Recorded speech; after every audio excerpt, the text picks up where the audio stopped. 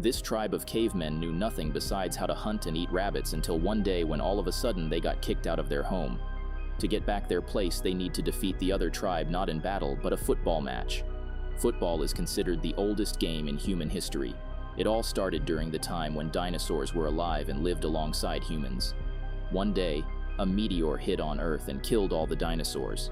However, the humans survived and started playing with the meteor. As it was hot, they started kicking the meteor towards each other. The humans enjoyed this activity and made goals on both sides. To mark this event, they also draw a painting on a stone of themselves playing football. Several hundred years have passed away since then. The successors of humans have preserved the football painting, but they failed to interpret it. They call themselves the early man and assume that their ancestors in the painting are hunting rabbits, so they do the same. Except for Doug. He's the youngest of his tribe, but the most passionate one. He's always trying to do new adventures, but no one joins him. One fine morning, he gets up early and starts looking for new fruits. His pet Hognob is also with him, but he isn't much help. Suddenly, they hear the mammoths coming and rush to wake up their chief, Bobnar. Afterward, the rest of the tribe gets up too and prepares to hunt for rabbits. Hearing this, Doug politely asks the chief why they always hunt only rabbits. They should try hunting something bigger like a buffalo or a mammoth. Bobnar gets angry and asks Doug why he wants to attack a 5-ton mammoth. None of their ancestors ever did that, then why should they? Bobnar does not hear another word and gathers the tribe to hunt rabbits. They start their day praying and thank God for the beautiful valley which they can call home. This little piece of land has saved them from all the deserts surrounding it. As soon as Bobnar sees a rabbit, he gestures to his crew, but none of them picks up the hint. Bobnar eventually starts shouting, which scares away the rabbit. The whole crew starts running after it and injures themselves. Somehow they manage to catch one rabbit and celebrate their victory for hours. Bobnar tells Doug to observe how all of them are happy just by catching a rabbit. They don't have to risk their lives by running after mammoths. Moreover, Bobnar is aware of his tribe's talent. They hardly gather food. They aren't born for battles. Doug gets quiet, but deep in his heart, he still desires to achieve bigger victories. Suddenly, weird sounds start coming from the forest. Bobnar and the tribe pick up their weapons and get ready to defend themselves. Bobnar picks up a rock and throws it at the trees. After a while, numerous arrows start getting shooted at the poor cavemen. They start running for their lives and head out of the valley. Doug keeps standing in his place in shock and witnesses the mysterious humans riding on the mammoths. Doug rushes to save Hognob and they both hide in a corner while the rest of the tribe escapes. The intruders are led by a man called Lord Nooth. He came here looking for jewels. After finding a few valuable ores, Lord Nooth orders his crew to start mining in the ground. The crew seems worried for the cavemen, but Lord Nooth does not care if they die in the badlands outside the valley. Hearing this, Doug gets angry and jumps out to speak for himself. Unfortunately, he is no match to the advanced crew and gets hit away by a giant metal ball. Doug falls in one of the carriage and gets accidentally carried with the crew. They drive to a hidden city which is ruled by Lord Nooth. Doug covers himself in a piece of cloth and tries to escape the city, but the gate is locked by several layers. It's impossible to escape it. Doug starts wandering in the city and keeps getting shocked by everything he sees. He has never witnessed shops or people selling weapons and cooking pots. Doug finds a female shopkeeper, but before he can talk to her, an announcement is made in the palace, and everyone closes their shops. Afterward, they rush towards the palace, and Doug also gets dragged in the crowd. A guard is standing at the gate asking everyone to pay a huge entrance fee, but no one refuses as they really want to join the ceremony happening inside. When Doug does not pay, the guards try to arrest him. Doug keeps running here and there and ends up in someone's bathroom. He finds the man's costume and wears it to escape the guards. The costume actually represents a game team, and they assume that Doug is one of them. He gets dragged to the arena where he has to play a legendary game, football. Doug has no idea what he is supposed to do. He keeps running here and there and ends up near the goal. When he sees the ball flying in the air, Doug gets reminded of the paintings of his ancestors. He finally realizes that the round thing in the painting wasn't a rabbit, but a football. He somehow learns to kick the ball, but hits it in the wrong goal. After a while, the actual player reaches the arena and reveals Doug's identity. The citizens cannot believe that a filthy caveman dared to play their sacred game. Doug takes this chance to speak for his tribe and tells everyone that Lord Nooth has stolen his valley. Lord Nooth refuses to accept the blame and orders his guards to take away Doug and kill him. Before leaving, Doug challenges Lord Nooth for a game of football. If he wins, he gets back the valley. Lord Nooth laughs at the challenge and wonders how the Stone Age can better the Bronze Age. But then he gets an idea. A lot of audience will gather and pay to see this unusual match. It's a good chance to earn money, so Lord Nooth accepts this challenge. Doug returns to unite with his tribe and informs them about the match. If they win, they will get back the valley. But if they lose, they have to live the rest of their lives working in the mines. Bobnar gets worried because they have never played this game before. But Doug recalls their ancestors' paintings and explains that they have played this game hundreds of years before the Bronze people. Bobnar still doubts this effort. Instead of working in the mines, they are better off in the Badlands. Doug gets heartbroken and begs the chief for one last chance. Bobnar reconsiders his decision and gets willing to give this game a chance. Doug gets really excited and prepares to teach his tribe about football. He observes the pictures in the guidebook and builds the goals. Doug only knows that they are supposed to kick the ball in the goal.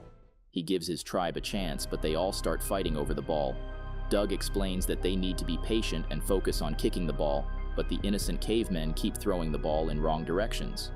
Meanwhile, at the palace, Lord Nooth is really happy about his decision, and he's already dreaming about the money he will earn from the game.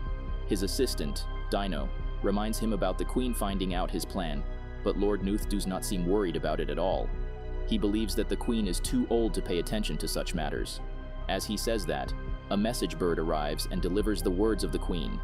She knows about the game already, and asks Lord Nooth what he is going to do if the cavemen somehow wins the match.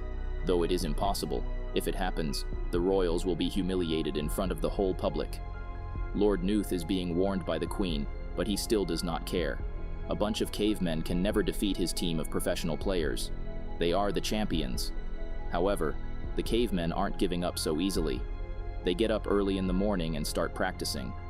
Doug himself does not know much about football, but teaching others is even harder. He has to be careful with the ball because they only have one to practice with. Moreover, there's not much food on Badlands, and everyone is hungry. One caveman notices a duck and gets ready to catch it, but it turns out to be a giant monster. While running away, the cavemen forget the ball. Doug rushes to get it, but the giant duck steps on it, and the ball is completely destroyed. Doug loses heart and sits down in a corner. Bobnar comforts him and asks the young boy to give up on this impossible mission. They are better here in the Badlands than working in the mines. At least they are still together and breathing in freedom.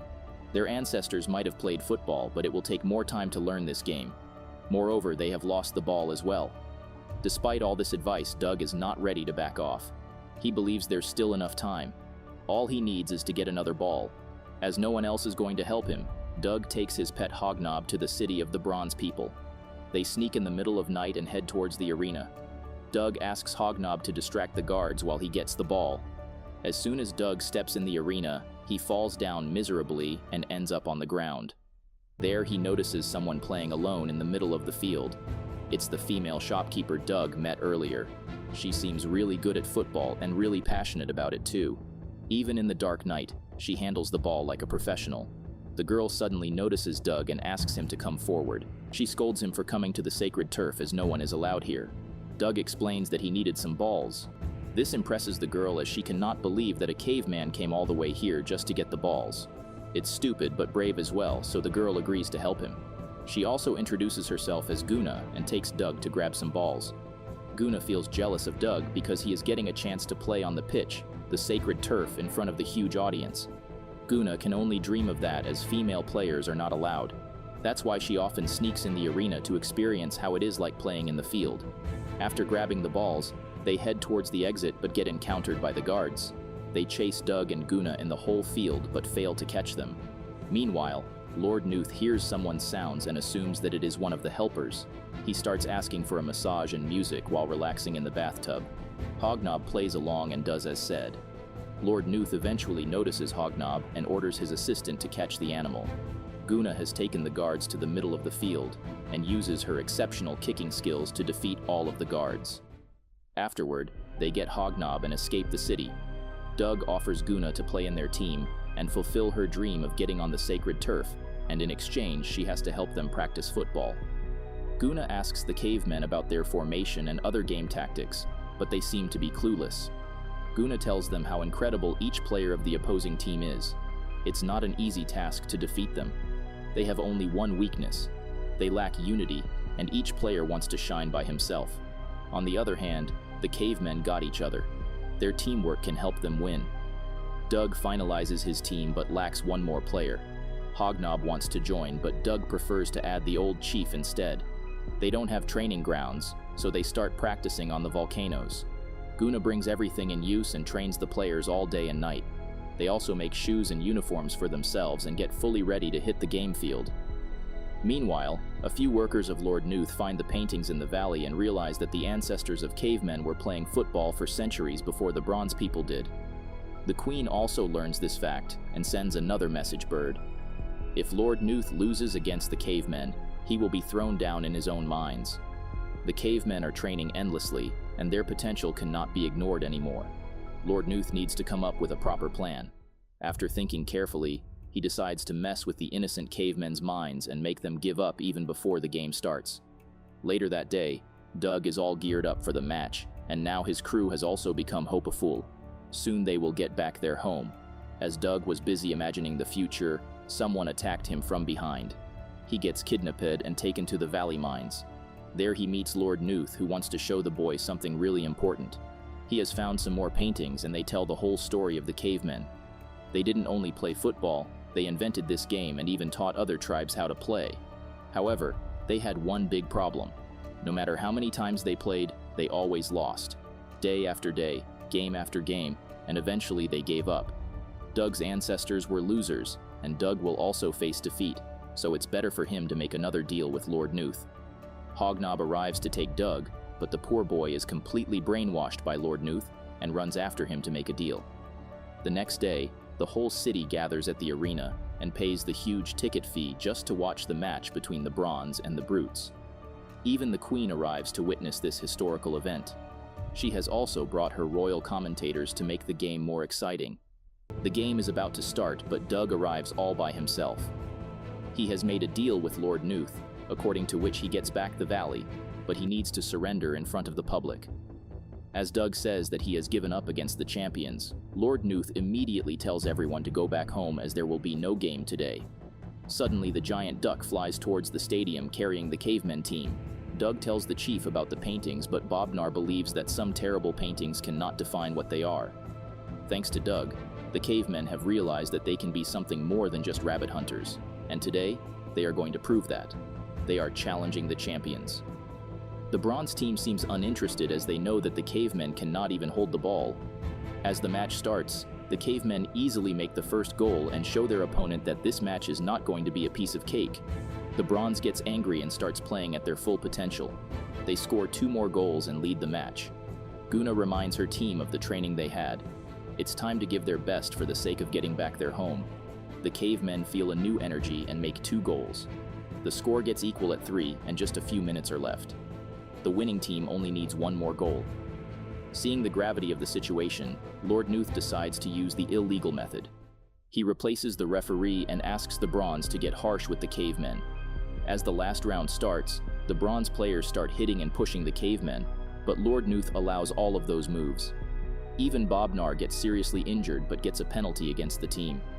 This way, the Bronze gets a free shot, while the cavemen don't even have a goalkeeper. After sending away the injured chief, Doug starts wondering how to get a new goalkeeper. As he turns back to the field, he sees Hognob all dressed up and ready to play. The caveman gathers to cheer up the little pig and waits for a miracle. Surprisingly, Hognob shields the goal like a professional and throws the ball in the air. Doug asks his team for help and jumps up to kick the ball. It shoots right towards the goal like fire and brings victory for the cavemen. It's even better than the cavemen imagined it. Though it is humiliating for the Bronze people, but the Queen admires the efforts put by the cavemen. They played a good game and deserved the winning trophy. Meanwhile, Lord Nooth is arrested by the Queen, and all of his illegal money will be snatched away. Doug gathers his tribe and heads back to the valley to continue living their peaceful life. Did they start hunting mammoths? Nope. They may have played a legendary game, but they are still terrible at hunting. They still have to eat rabbits, but at least they are together beside each other. That's all what matters.